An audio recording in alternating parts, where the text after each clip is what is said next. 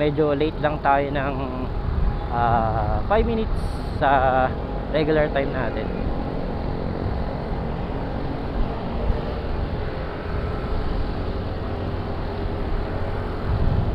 Pero ayun, maganda. Mas naisipan ko mag-vlog ngayon kasi umaraw eh.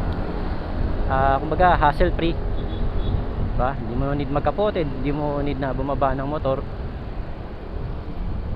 Pero talagang isa lang talagang kalaban natin, traffic.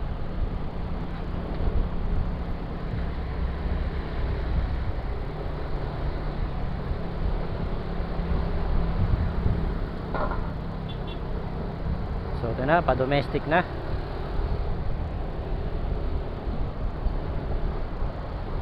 Saka isa pa nakikita ko doon sa diyan sa papuntang Pasay